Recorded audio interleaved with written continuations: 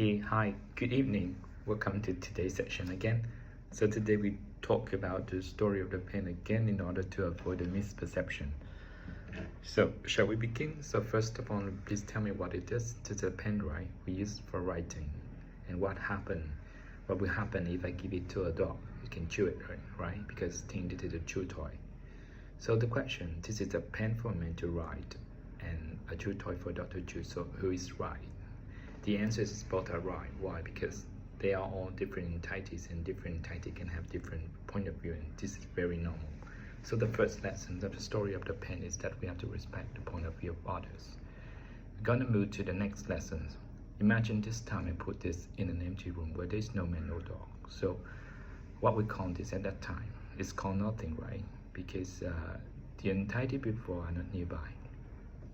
So the ancient intelligence say that this is the emptiness. The emptiness doesn't mean that this thing will disappear, but it's want to say that it has a limited potentiality in the way that it can receive countless point of view from the observer.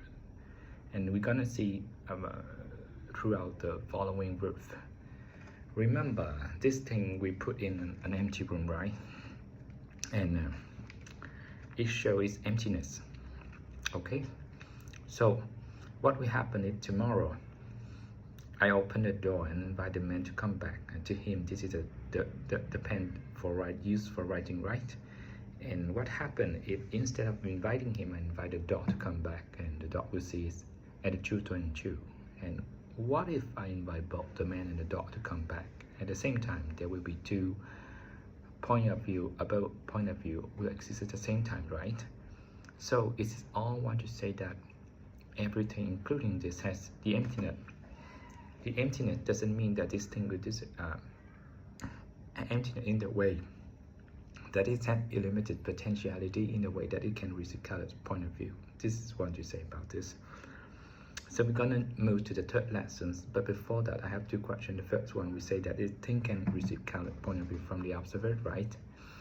So the question is that before this, those colored point of view is held in which, in where? So I was given for the following illustration, and I'm gonna tell you this. Okay, in my hand I holding a thing, and I call this is a pen. The fact that this is a pen, this come from my mind, or this come from itself? The fact that it's a pen, it come from my mind. Why? Because if it come from itself, the dog will see it at a chew toy as a pen used for writing, not for chewing, right? So to me, this thing, so it's want to say that to me as the observer in this case,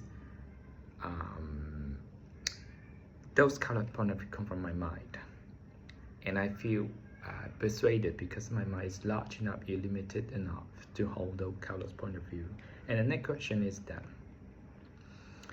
I know that it comes from my mind, but where exactly in my mind?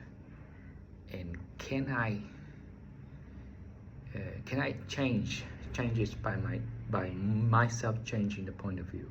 And we're gonna make an experiment. I will close my hand. I doubt that those colored point of view in my mind and is whole in the want part, the part what I want, what I will, my will, for example. And I say that I want to change my point of view for this thing from a pen to a diamond. Please make it happen. I count 1, 2, 3, and I open my eyes. I'm checking, still can write with this. So is there still definitely a pen, not a diamond? I cannot change it. I still cannot change it. And the ancient intelligence say that you do good so far, but the only thing that you cannot change your point of view from a pen to a diamond, because not only you want it, but you have to have a seed in your mind. This is what you do, certain thing, which creating an imprint in your mind, serving as the seeds in your mind growing at some point at a time, cover an image on this thing, and if that image is a diamond, then you call this a diamond. So the third lesson want to say that everything is come from our mind, or more concretely, it comes from what we do, say and think. And the fourth lesson is that if we want to have something in this life, we have to start seeding. So the story of the pen is finished with 4 lessons. The first one is we have to respect the point of view of others. The second one, everything has its emptiness in the way that it has a limited potentiality. And the third lesson is that everything is come from our mind, or more concretely, it come from what we do, say, and think. And the fourth lessons is that in this life, we want to have something, we have to start seeding. So the story of the pen is appear to be very simple, but in fact very deep. And in order to understand it deeper and deeper day by day, we have to start repeat it until it's reached 3,000 times. So please accept my gratitude for seeing you tomorrow, repeating this story again, to help all of us to understand more about the story, and one day we'll avoid the misperception. Okay, bye bye. See you until I see you. Bye bye.